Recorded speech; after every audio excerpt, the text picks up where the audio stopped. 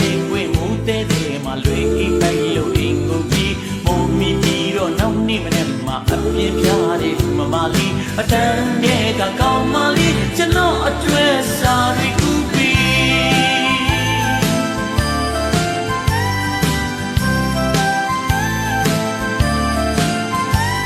ပလေးလုံးလေးတွေရွယ်လုံးလေးတွေစီးထားတဲ့ဒီလေကြီးတယောက်နဲ့တယောက်ကနှစ်ယောက်ဖြစ်သွားတဲ့ကျွန်တော်နဲ့ချောင်းကကောင်းမလေးချောင်းသွားဖို့တငယ်ချင်းကျွန်တော်ရဲ့နတ်သမီးလေး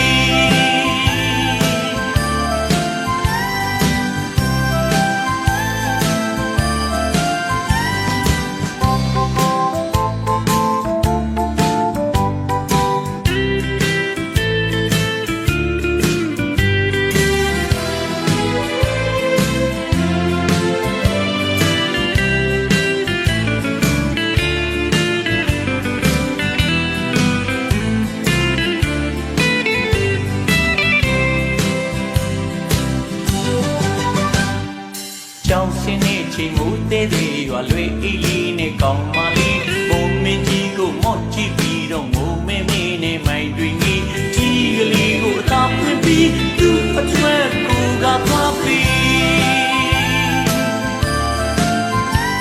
ယောက်ျားလေးပဲကွင်းမှုသေးသေးမှာလွေအေးပိုက်လို့အင်ကိုကြီးမုံမီပြီးတော့နောက်နေ့မနေ့မှာအပြင်းပြတဲ့လူမမလေးအတန်းတဲ့ကကောင်းမလေးကျွန်တော်အကျွဲစားရီကူပီ